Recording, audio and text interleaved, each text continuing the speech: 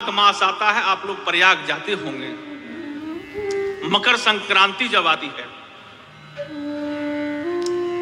उस समय तमाम ऋषि मुनि सब अपने आश्रम को छोड़ के प्रयागराज के दर्शन करने को जाते हैं। ऐसे 6 साल में कुंभ लगता है, 12 साल में महाकुंभ लगता है, उसमें तो जाते हैं। लेकिन हर एक साल आप प्रयाग में जाएंगे तो एक समुचित व्यवस्था, कुछ संत जो आसपास के संत हैं वो वहां आते हैं, बाकी संत उन्हीं के कुटिया में विराजते हैं। आज भी परंपरा है। तुलसीदास जी कहते हैं कि माघ मकर कब जाते हैं सब लोग संत। आइए क्या गोस्वामी जी ने कहा है, भरद्वाज मुनि बसहि प्रयाग, भरद्वाज मुनि बसहि प्रयाग, तिनक राम पद रति अनुराग, तापस समय तम दया निधाना, परमारथ पथ परम सुधाना, माघ मकर गत रवि जब कोई, माघ मकर गत रवि जब कोई, तीरथ पति आप सब कोई, देव दनुज की नर नर श्रेणी, देव दनुज की नर नर श्रेणी, सादर मचि सकल त्रिवेणी, देव दनुज की नर नर श्रेणी, सादर मचि सकल त्रिवेणी, सादर मचि सकल त्रिवेणी। माघ मकर रविकर जब हुई सूरज जब, माघ में अमावस्या के समय सभी लोग त्रिवेणी संगम पर, ऋषि मुनि ही नहीं देवता किन्नर सभी लोग आते हैं वहां दर्शन करने को, कल्पवास करते हैं, विराजते हैं और एक समय के बाद सब अपने अपने आश्रम को चले जाते हैं। और वहां भरद्वाज ऋषि रहते हैं जिनका बड़ा आश्रम है, बहुत संत उनके यहां विराजते हैं। आज भी हम लोग जब माघ मास में नहीं लगाते हैं तो जो लगाते हैं उन्हीं स्वामी जी के हम लोग रुक जाते हैं। और उसमें सभी ऋषि मुनि वहां पधारे, सबको भरद्वाज जी ने विदाई किया है, चरण धोए हैं, दक्षिणा दिया है, वस्त्र दिया है, सम्मान दिया है। लेकिन जैसे अग्निवर्क ऋषि जी की बारी आई, पैर पकड़कर रोने लगे, हे ऋषि मुझे एक मन में संशय है और यह संशय जब तक दूर ना होगा ना, मैं बड़ा विचलित हूं और यह संशय आप ही दूर कर सकते हैं। उनके पैर पकड़कर रोने लगे। याज्ञवल्क्य जी ने कहा कि हे भरद्वाज जी, आपको और संशय, साधु और संशय यह तो कभी मेल ही नहीं खाता। एक बार मैं अपने गुरु जी के यहां गया, हमारे गुरु जी परम पूजनीय, अर्चनीय, वंदनीय, धर्मनिष्ठ, तपोनिष्ठ, कर्मनिष्ठ श्रीमद जगत गुरु रामानुजाचार्य स्वामी अनंत श्याम देवाचार्य जी महाराज गुरु जी के चरणों में मैं एक बार गया तो गुरु जी थोड़ा परेशान दिखे मुझे। तो हमने कहा कि गुरु जी क्या हुआ, परेशान है? बोला देखो ने, राम जी का किसी ने सोने का मुकुट दिया था बहुत दिन से, वो कोई चोरी करके ले गया। अब राम जी बड़े अच्छे लगते थे उसमें, मैं बाजार से लाके लगा दिया, यही थोड़ी चिंता है। तो और लोग सब हमारे साथ गए थे, बोले गुरु जी पुलिस में खबर नहीं किए? बोले हमने तो खबर नहीं किया, कुछ भक्तों ने खबर कर दिया था। बोले पुलिस आई थी? बोले पुलिस आई थी।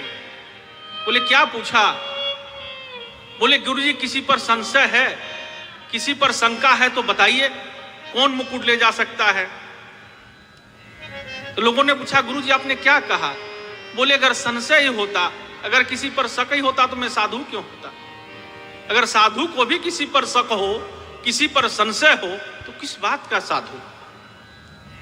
तो याज्ञवल्क्य जी ने कहा हे भरद्वाज जी आपको कोई संशय तो नहीं है, लेकिन इस कथा को आप जगत के कल्याण के लिए, कलयुग में ऐसा संशय लोगों को आएगा, उस संशय को दूर करने के लिए, उस शंका को दूर करने के लिए आप यह कथा पूछ रहे हैं। क्योंकि जब दो ज्ञानियों में बात होती है ना तो कुछ अच्छा ही चीज निकल कर आता है, लेकिन दो जब मूर्खों में बात हो तो क्या लड़ाई अंतिम में होगी। कचन केला के पात पात में पात और ज्ञानियों के बात बात बात में हो जाया करती है, बातों से बात निकल जाती है। याज्ञवल्क्य जी ने उनके आंसू को देख नहीं पाया, बैठ गए, आसन दिया और कहे कि आपके मन में क्या संशय है, बताइए आप, प्रयास करूंगा संशय दूर किया जाए। भरद्वाज जी ने कहा कि एक अवधेश के पुत्र राम हैं और एक शिवजी राम राम राम राम जपते हैं, इसका ध्यान करते हैं, जिसको अपने इष्ट कहते हैं। दोनों क्या एक ही हैं या अलग अलग हैं?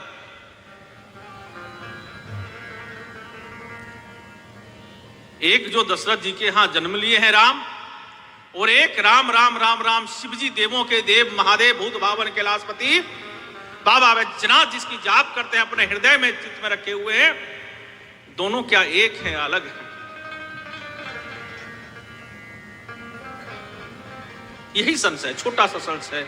बोली या छोटा संशय कहा, इससे बड़ा संशय और क्या हो सकता है? उन्होंने राम के बारे में पूछा है और उन्होंने कहा कि एक कथा सुनो। शिवजी और सती जी एक बार कैलाश में थे, बहुत दिन से उन्होंने राम कथा नहीं सुनी थी, तो शिवजी के मन में इच्छा जगी, हे सती बहुत दिन से राम कथा सुना नहीं है, चलें कहीं राम कथा सुन लिया जाए। कल भी हमने कहा था कि भरहि निरंतर हो ही न पूरे। कथा ऐसी चीज है जितना सुनता रहो उतना हृदय में सुनने की इच्छा बढ़ती चली जाती है। लेकिन हम आज क्या सुनना चाहते हैं? कोई अच्छा चीज सुनाए तो नहीं सुनना चाहते, लेकिन कोई किसी का चुगली, किसी का निंदा करे, सोया व्यक्ति उठ कहता हाँ मैंने भी ऐसा सुना था। समझो आपके घर के बाहर कोई कूड़ा कचरा डालता था, आप उससे झगड़ जाते हो। कोई आपको कान के माध्यम से कूड़ा कचरा अंदर तक डाल रहा और आप खुश हो रहे हो। भगवान भला करे ऐसे व्यक्तियों का। तो उन्होंने कहा कि यह मानस की रचना महेश रची महेश निज मानस राखा। शंकर जी ने ही इस मानस की रचना करके अपने मन में रखा। शंकर जी जगत जननी मां भवानी बैठी हैं, उनसे विचार कर रहे हैं कि मंगलमयी श्री राम की कथा सुना जाए। माता ने कहा हे प्रभु, दुनिया के कथा के रचयिता आप हैं, आपको कथा कौन सुना सकता है? अरे श्री राम कथा के रचयिता भी तो आप ही हैं। रची महेश निज मानस राखा। शंकर जी ने कहा है, लेकिन जो कथा वक्ताओं के मुख से सुनने में आनंद है, वह पढ़ के या समझ के आनंद नहीं है। तो बोले पता किया जाए कहां कथा चल रहा है समाना में, तभी तो आएंगे। शंकर जी ने नित्य दृष्टि से देखा कि सुदूर दक्षिण में कुम्मच ऋषि राम कथा का आयोजन किए हुए हैं, बहुत अच्छे कथावाचक हैं। यह समय कब का है? त्रेता का है। श्री राम कथा सुनाते हैं। चलो उन्हीं के मुख से श्री राम कथा सुनते हैं। वहां से भगवान शिव और सती दोनों एक साथ कैलाश छोड़कर सुदूर दक्षिण में कथा सुनने आते हैं। बड़ा मांगलिक प्रसंग है, बड़ी मांगलिक चौपाई गोस्वामी जी ने कहा है। एक बार त्रेता जुग माही, एक बार त्रेता जुग माही, शंभु गए कुंभ ऋषि पाही। एक बार त्रेता युग माही, शंभु गए कुंभ ऋषि पाही। संग सती जग जननी भवानी, पूजे ऋषि अखिलेश्वर जाने। राम कथा मुनि परज बखानी, राम कथा मुनि परज बखानी। सुनी महेश परम सुख मानी, सुनी महेश परम सुख माही। ऋषि पूछे गरे भगति सुहाई, ऋषि पूछे गरे भगति सुहाई। कही शंभु अधिकारी पाई, कही शंभु अधिकारी पाई, कही शंभु अधिकारी पाई। एक बार त्रेता युग में, त्रेता का समय है और बाबा भोले भूतनाथ कैलाशपति अपने संग में सती जगत जननी भवानी माता को लेकर के और कुंभज ऋषि के यहां पहुंचे हैं। पहले कुंभज ऋषि को जान लीजिए। कुंभज ऋषि कौन है? कुंभज का मतलब जो घड़े से उत्पन्न हुए थे, इसलिए उनका नाम कुंभज था। उनका नाम एक अगस्त ऋषि। कुंभज ऋषि कोई साधारण नहीं थे। सीता जी अयोध्या में रोज साधु संतों का भोजन का इंतजाम था, रोज भंडारा होता था। तो सभी संत आए, एक दो पूड़ी खाएं, थोड़े हलवा खाएं, बस बस बस बस। और सीता जी बड़े इंतजाम करें, कोई खाने वाला नहीं। एक दिन सीता जी को भी अहंकार आ गया और राम जी से जाके कहे कि अरे कोई खाने पीने वाला संत को बुलाइए जो बढ़िया खाए पिए, इतना बनाता हूं कोई खाता नहीं। राम जी समझ गए कि सीता जी को यह अहंकार आ गया है। राम जी ने जाकर के अगस्त ऋषि जी को निमंत्रण दे दिया। अगस्त जी मनी मन समझ गए कि हमें क्यों बुलाया गया है। अगस्त जी गए, आसन दिया, चरण धोए, चरणामृत पाया और भोजन दिया। 2 पूरी सब्जी दिया, खाई नहीं। बोली महाराज पाइए पाइए, बोले और ले आओ। जितना बनाया था बड़ा सा थाल में लाके रख दिए। उन्होंने खाना प्रारंभ किया। जब पूरी आए तो पूरी ही चट, सब्जी आए सब्जी चट, मालपुआ आया मालपुआ ही चट, दाल आया दाल ही चट, महाप्रसाद आया महाप्रसाद ही चट। जो दौड़ दौड़ के लावे वो सट सट सट सट खाने लगे। जब सीता जी थक गए तो गणेश बबुआ को बुलाया है कि आओ गणेश बबुआ दौड़ो। गणेश बबुआ भी जल्दी जल्दी लावे, वह भी थक गए। तो गणेश बबुआ ने रिद्धि सिद्धि को बुला लिया। जब वह भी खाना देते देते थक गए तो सीता जी ने कहा कि स्वामी जी जब भोजन मद हो जाए तो थोड़ा जल ले लेना चाहिए। बोले जरूर लूंगा ना, मद तो होने दो। और जितना बना भोजन जितना बना पाते वो तो खत्म हो रहा था। कच्चा भोजन भी वह खाते चले गए। यह क्रम 7 दिन तक लगातार चला। तब इनको आभास आया, ओ हो मुझे तो यह अहंकार हो गया था। और यह अहंकार ही परमात्मा का सबसे बड़ा भोजन है। राम जी के जाके विनती की है कि गलती हो गई। राम जी ने आके एक पूरी दिया है, कहा बस बस बस बस बस, महापूरण हो गया, बस बस बस, अब जल पीऊंगा। तो राम जी ने कहा कि नाना महाराज, भोजन तो इस जन्म में दिया, जल आपको अगले जन्म में पिलाऊंगा। तो जब 7 दिन तक भगवान श्री कृष्ण ने अपने इस उंगली पर गिरिराज को धारण किया था और जब जल की अतिवृष्टि इंद्र ने किया तो वहां तो लोग बच गए, लेकिन बाकी तो सब बह जाना चाहिए था, लेकिन कहीं भी बूंद एक बारिश नहीं थी। कहां गया? उसी समय कृष्ण ने कहा कि महाराज आ जाओ, अगले बार भोजन दिया था, इस बार पानी का इंतजाम हो गया, 7 दिन तक पानी पियो। और अगस्त ऋषि इतनी शक्ति थी कि वो एक बार सब समुद्रों को वो जल पी गए थे। तो 7 दिन तक उन्होंने वहां जल पिया था, इसीलिए गोवर्धन के आसपास भी उस जल का कोई प्रभाव नहीं पड़ा। आप छाता लगाते हो, बारिश होगा, चारों तरफ तो पानी है ना, वहां नहीं आ रहा है। यहां बारिश हो जाए, यहां नहीं हो रही, बाहर तो पानी रहेगी, लेकिन कहीं भी बारिश नहीं हुई। कहा आ जाओ 7 दिन तक जल लो। वैसे अगस्त ऋषि है।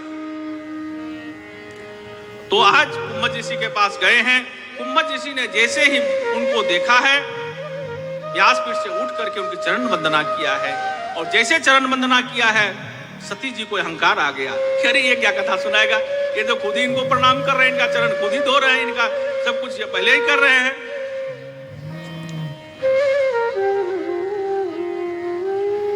और इसमें बाबा एक बहुत बढ़िया संदेश समझो लीला के माध्यम से हम लोगों को दे रहे हैं कि उनके साथ जगत जननी भवानी सती भी थी। ऋषि ने संपूर्ण जगत के ईश्वर को जान के उसका पूजन किया। देखो, कथा में पति और पत्नी दोनों को एक साथ ही सुनना चाहिए। उसका कारण, अगर पुरुष कथा सुने और पत्नी कथा ना सुने तो उनमें परस्पर झगड़ा होता रहेगा।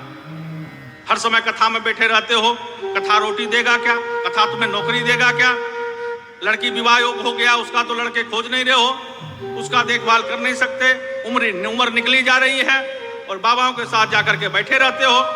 थोड़ा घर भी देख लिया करो।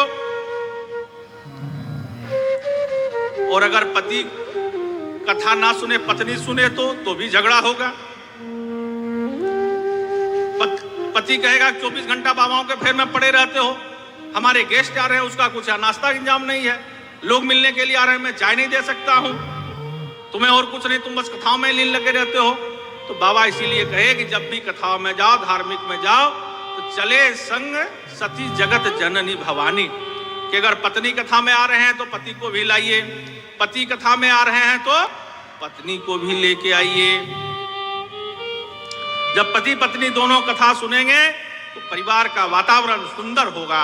इसलिए गोस्वामी ने जी लिखा है, संग सती जग जननी भवानी। आप थोड़ा विचार करिए, कथा सुनने के लिए शंकर जी कितनी दूर की यात्रा तय की है, कहां कैलाश और कहां दक्षिण भारत का गोदावरी किनारे कुंभज ऋषि का आश्रम है। भगवान श्री शायद बताना चाहते हैं, कथा सुनने के लिए मार्ग की दूरी बाधक नहीं होती, मन की दूरी बाधक होती है। अगर मन में इच्छा हो जाए तो आप पटियाला भी कथा सुनने जा सकते हैं, अगर मन की इच्छा ना हो तो समाना में भी आप नहीं सुन सकते। मीलों की दूरी बाधक नहीं बनती है, मन की बाधक बनती है। कथा सुनने के लिए कुंभज ऋषि के यहाँ आए हैं। अगस्त ऋषि का नाम बताया आपको, कुंभज है, जिनके घड़े से जन्म हुआ था और उन्होंने भगवान शिव को पूजन किया है, आरती किया है और बढ़िया भजन सुना करके उनको पहले प्रसन्न किया है। आइए हम और आप भी एक बार मानसिक रूप से कुंभज ऋषि के आश्रम में बैठकर भगवान शिव का स्तुति कर लें। और जब भगवान शिव की स्तुति करेंगे, हम और आप पर भगवान शिव का नाम ही कल्याण है, शिव हम पर भी आप पर कल्याण करेंगे। और नहीं कोई और नहीं, और नहीं कोई और नहीं, भुलाता सा निराला गौरीनाथ सा निराला कोई और नहीं। भोलानाथ सा निराला गौरीनाथ सा निराला कोई और नहीं। और नहीं कोई और नहीं।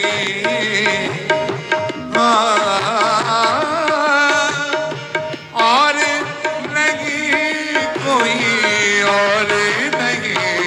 भोलानाथ सा निराला गौरीनाथ सा निराला कोई और नहीं। भोलानाथ सा निराला कोई और नहीं।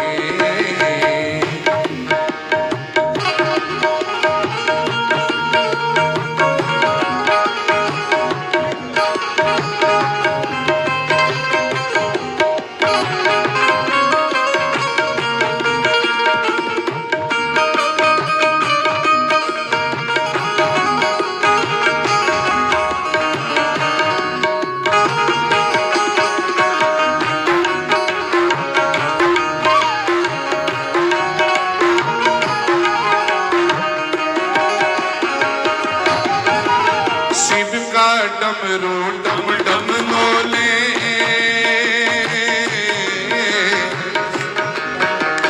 शिव का डमरू डम डम बोले अगम निगम के भेद खोले। शिव का डमरू डम डम बोले। शिव का डमरू डम डम बोले अगम निगम के भेद खोले। अगम निगम के